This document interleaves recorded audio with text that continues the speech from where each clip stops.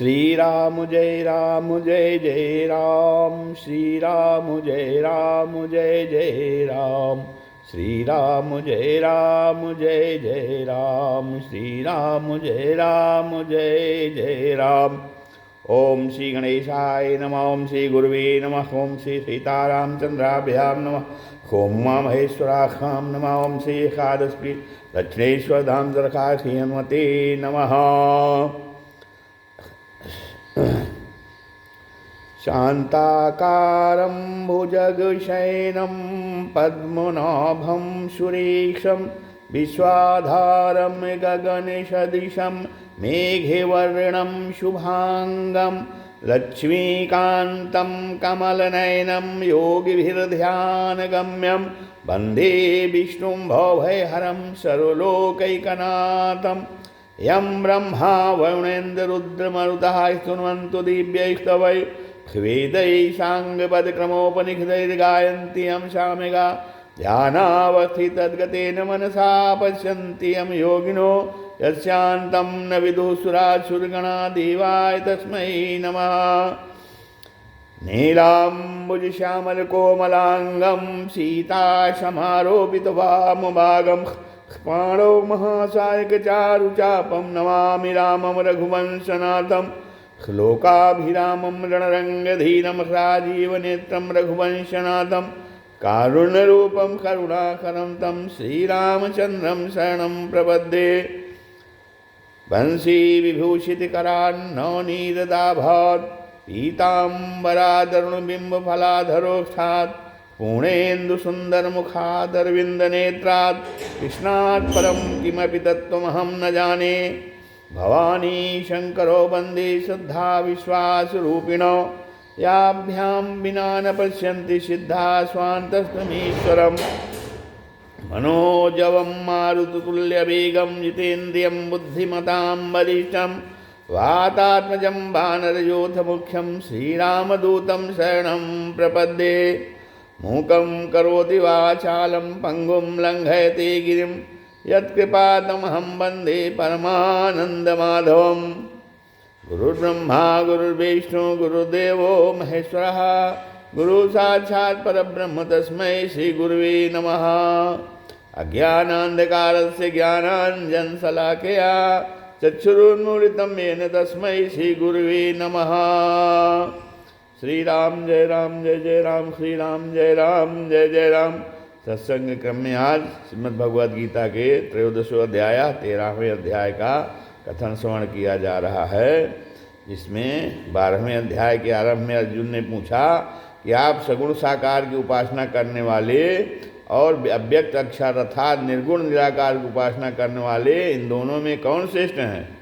तब उत्तर में भगवान ने अपनी उपासना करने वालों को श्रेष्ठ बताया और आगे कहा कि अव्यक्त अक्षर की उपासना करने वाले भी मेरे को ही प्राप्त होते हैं, परंतु देहाभिमान रहने के कारण उनको जो है उपासना में कठिनता अधिक होती है। ऐसा कहकर भगवान ने सगुण साकार की उपासना का विस्तार से वर्णन किया। अब यहाँ पर अव्यक्त अक्षर की उपासना का वर्णन भगवान कर रहे हैं। उसमें जो है देहाभिमान मुख्य बाधा को दूर करने के लिए भगवान जो है इस अध्याय में बता रहे हैं। तो सबसे पहले भगवान क्षेत्र और क्षेत्रज्ञ के विवेक का प्रकरण आरंभ कर रहे हैं, बता रहे हैं। श्री भगवान वाच, इदं शरीरं कौन्तेय क्षेत्रमित्यभिधीयते, इदं शरीरं कौन्तेय क्षेत्रमित्यभिधीयते, एतद्यो वेत्ति तं प्राहुः क्षेत्रज्ञ इति तद्विदः। ये भगवान बोले, हे कुंतीपुत्र अर्जुन, यह रूप से जो कहे जाने वाले शरीर को क्षेत्र कहते हैं, और इस क्षेत्र को जो जानता है उसको ज्ञानी लोग क्षेत्रज्ञ नाम से कहते हैं। इदम शरीरम कौन्तेय क्षेत्रमित्यभिधीयते। मनुष्य जो है, यह पशु है, यह पक्षी है, यह वृक्ष है, आदि भौतिक चीज़ों को इदंता से अर्थात यह रूप से कहता है, और इस शरीर को कभी मैं रूप से और कभी मेरा रूप से कहता है। परंतु वास्तव में जो अपना कहलाने वाला शरीर है, तो अपना कहलाने वाले शरीर भी इदंता से कहलाने वाला ही है। हाँ, चाहे स्थूल शरीर हो, चाहे सूक्ष्म शरीर हो और चाहे कारण शरीर हो, पर वे हैं सभी इदंता से कहलाने वाले कि ये है। हाँ, जो पृथ्वी, जल, तेज, वायु और आकाश, इन 5 तत्वों से बना हुआ ये जो शरीर है, अर्थात जो माता पिता के रज्जवीर से पैदा होता है, उसको स्थूल शरीर कहते हैं। और इसका दूसरा नाम अन्नमय कोश भी है, क्योंकि यह अन्न के विकार से ही पैदा होता है और अन्न से ही जीवित रहता है। अतः यह अन्नमय अप्रत्यक्ष रूप ही है।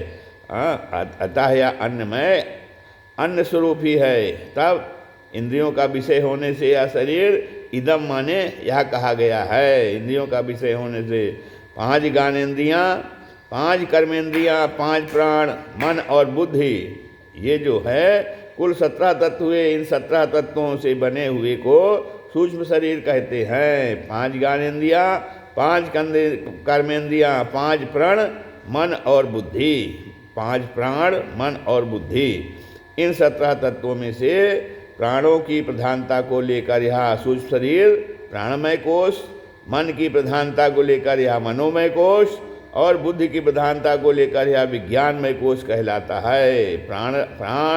प्राणमय कोश, मनोमय कोश और विज्ञानमय कोश बुद्धि की प्रधानता से। हाँ, और जो है तो ऐसा इसलिए यह सूक्ष्म शरीर भी अंतःकरण के विषय होने से इदम कहा जाता है। हाँ, अज्ञान को कारण शरीर कहते हैं। मनुष्य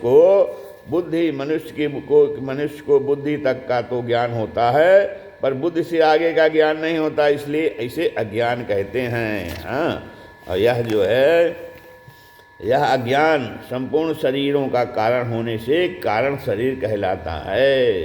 अज्ञान मेवास्म ही मूल कारणम। अध्यात्म रामायण में कहा गया है, अज्ञान मेवास्म ही मूल कारणम। इस कारण शरीर को स्वभाव, आदत और प्रकृति भी कह देते हैं, और इसी को आनंदमय कोश भी कहते हैं।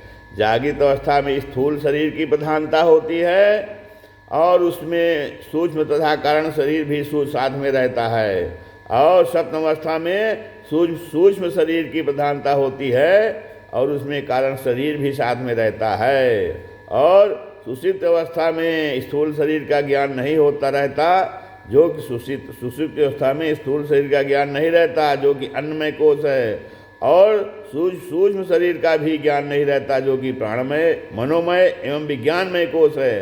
अर्थात बुद्धि जो है अविद्या ज्ञान में लीन हो जाती है। इसलिए जो है सुषुप्त अवस्था कारण शरीर की होती है। जागृत और स्वप्न अवस्था में तो सुख दुख का अनुभव होता है, पर सुषुप्त अवस्था में दुख का अनुभव नहीं होता और सुख रहता है। इसलिए कारण शरीर को आनंदमय कोश कहते हैं। कारण शरीर भी स्वयं का विषय होने से, स्वयं के द्वारा जानने में आने वाला होने से इदम कहा जाता है। अब ये ऊपर ये तीन शरीर बताए गए, तीनों शरीरों को शरीर कहने का तात्पर्य है कि इसका जो है प्रतिक्षण नाश होता रहता है, प्रतिक्षण इसका नाश होता रहता है, इसलिए इसको शरीर कहा गया है।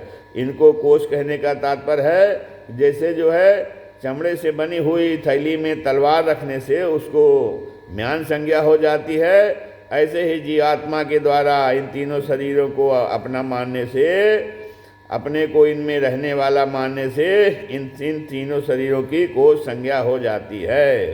अब इस शरीर को क्षेत्र कहने का तात्पर्य क्या है? इस शरीर को क्षेत्र कहने का तात्पर्य है कि यह प्रतिक्षण नष्ट होता है, प्रतिक्षण बदलता है। यह इतना जल्दी बदलता है कि इसको दोबारा कोई देख ही नहीं सकता, अर्थात दृष्टि पड़ते ही जिसको देखा उसको फिर दोबारा नहीं देख सकते, क्योंकि वह तो बदल गया। शरीर को क्षेत्र कहने का दूसरा भाव जो है खेत से है। जैसे खेत में तरह तरह के बीज डालकर खेती की जाती है, ऐसे ही इस मनुष्य शरीर में अहंता ममता करके और तरह तरह के कर्म करता है।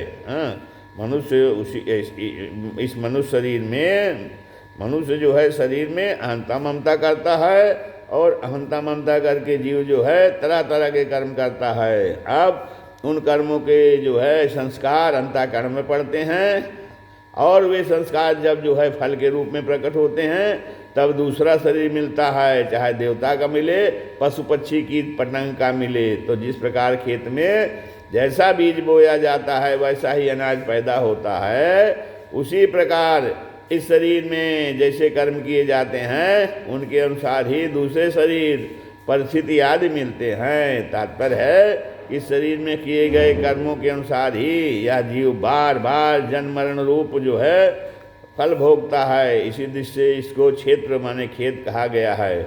अब अपने वास्तविक स्वरूप से अलग जो है दिखने वाला यह शरीर प्राकृतिक पदार्थों से, क्रियाओं से, वर्ण आश्रम आदि से इदम दृष्ट ही है। यह है तो इदम, पर जीव ने भूल से इसको अहम मान लिया है और फंस गया है। इदम वो अहम मान लिया है। स्वयं परमात्मा का अंश एवं चेतन है, सब में सबसे महान है। जीव जो है स्वयं परमात्मा का अंश एवं चेतन है, सबसे महान है, परंतु जब वह जड़ अर्थात दृश्य पदार्थों से अपनी महत्ता मानने लगता है, जैसे मैं धनी हूँ, मैं विद्वान हूँ आदि, तब वास्तव में वह अपनी महत्ता घटाता ही है। इतना ही नहीं, अपनी महान बेइज्जती करता है, क्योंकि अगर धन विद्या आदि से वह अपने को बड़ा मानता है तो धन विद्या आदि ही बड़े हुए, उसका अपना महत्व कुछ रहा ही नहीं। अब वास्तव में देखा जाए तो महत्व स्वयं का ही है, नाशवान और जड़ धनादि पदार्थों का नहीं, क्योंकि जब स्वयं उन पदार्थों को स्वीकार करता है तभी वे महत्वशाली दिखते हैं। इसलिए भगवान इदम शरीरम क्षेत्रम पदों से शरीराद पदार्थों को अपने से भिन्न इदंता से देखने के लिए कह रहे हैं। अब एतद्यो वेत्ति अर्थात जीवात्मा इस शरीर को जानता है, अर्थात यह शरीर मेरा है, इंद्रियां मेरी हैं, मन मेरा है, बुद्धि मेरी है, प्राण मेरे हैं, ऐसा मानता है। जब यह जीवात्मा इस शरीर को कभी मैं कह देता है और कभी यह कह देता है, अर्थात मैं शरीर हूँ ऐसा भी मान लेता है, और यह शरीर मेरा है ऐसा भी मान लेता है। तो अब यहाँ पे शरीर को इदम पद से कहा गया है और बाद में शरीर को एतत् पद से भी कहा गया है। कहते हैं यद्यपि ये दोनों ही नज़दीक के वाचक हैं, तथापि इदम के अपेक्षा एतत् यह अत्यंत नज़दीक का वाचक है। तम प्राहु क्षेत्रज्ञ इति तद्विदा। अब जैसे कहते हैं दूसरे अध्याय के 16वें श्लोक में सत असत के तत्व की जानने वाले को तद्दर्शी कहा गया है, ऐसे यहाँ क्षेत्रज्ञ के तत्व को जानने को तद्विदा का संज्ञा कहा है। क्षेत्र क्या है और क्षेत्रज्ञ क्या है, इसका जिनको बोध हो चुका है, ऐसे तत्व महापुरुष इस जीवात्मा को क्षेत्र नाम से कहते हैं। इस जीवात्मा को क्षेत्रज्ञ नाम से कहते हैं। तात्पर्य है कि क्षेत्र की तरफ दिश रहने से, क्षेत्र के साथ संबंध रहने से ही इस जीवात्मा को वे ज्ञानी महापुरुष क्षेत्रज्ञ कहते हैं। अगर यह जीवात्मा क्षेत्र के साथ संबंध न रखे तो फिर इसकी क्षेत्र की संज्ञा नहीं रहेगी और यह परमात्म स्वरूप हो जाएगा। अब इसमें मार्मिक बात यह है कि यह नियम है कि जहाँ से बंधन होता है वहाँ से खोलने पर ही बंधन से छुटकारा हो सकता है। अतः इसलिए मनुष्य शरीर से ही बंधन होता है और मनुष्य शरीर के द्वारा ही बंधन से मुक्ति हो सकती है। अगर जो है मनुष्य का अपने शरीर के साथ किसी प्रकार का भी अहमता ममता संबंध न रहे, अहमता ममता रूप संबंध न रहे, तो वह मात्र संसार से मुक्त ही है। अतः भगवान शरीर के साथ माने हुए अहमता ममता रूप संबंध का विच्छेद करने के लिए शरीर को क्षेत्र बताकर उसको इदंता माने पृथकता से देखने के लिए कह रहे हैं, जो कि वास्तव में पृथक है ही। शरीर को इतना इदंता से देखना केवल अपना जो है कल्याण चाहने वाले साधकों के लिए ही नहीं प्रत्युत मनुष्य मात्र के लिए परम आवश्यक है।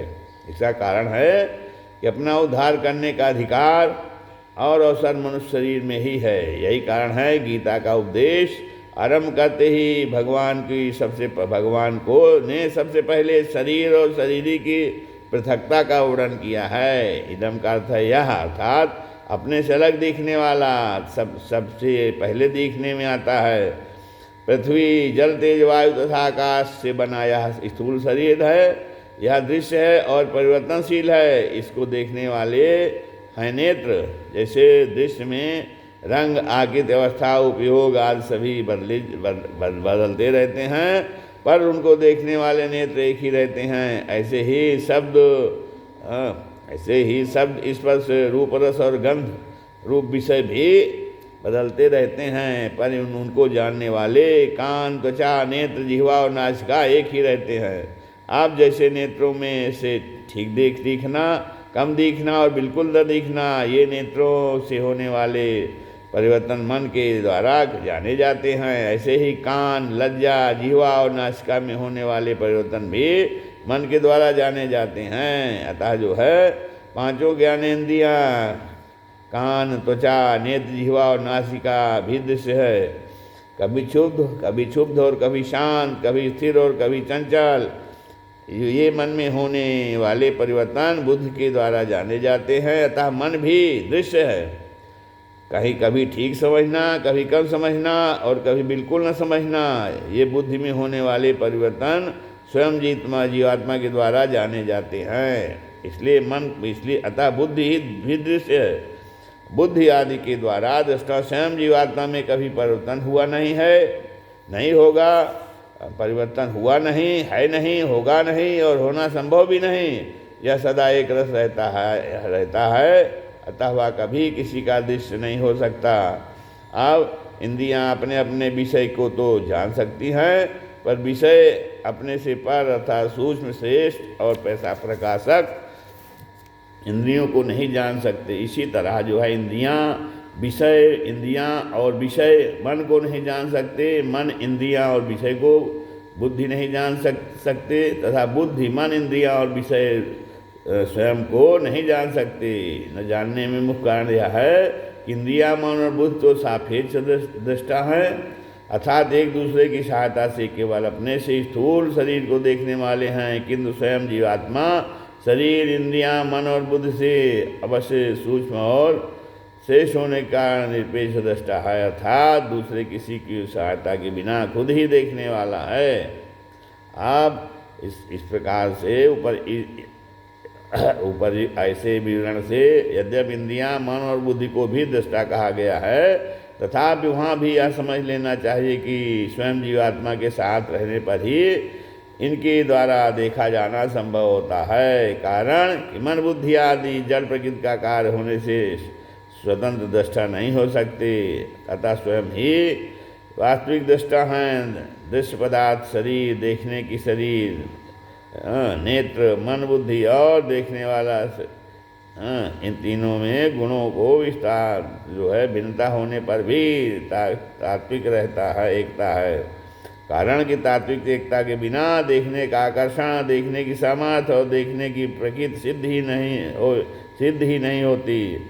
अब यहाँ यह शंका हो सकती है कि स्वयं जीवात्मा तो चेतन है, फिर वह जड़ बुद्धि आदि को जिससे उसकी तात्विक एकता नहीं है कैसे देखता है। तब इसका समाधान यह है कि स्वयं जड़ से तादात्म्य करके जड़ के सहित अपने को मैं मान लेता है। तब मैं न तो जड़ है और न चेतन ही है। जड़ में विशेषता देखकर वह जड़ के साथ एक होकर कहता है कि मैं धनवान हूँ, मैं विद्वान हूँ आदि, और चेतन में विशेषता देखकर मन चेतन के साथ एक होकर कहता है कि मैं आत्मा हूँ, मैं ब्रह्म हूँ आदि।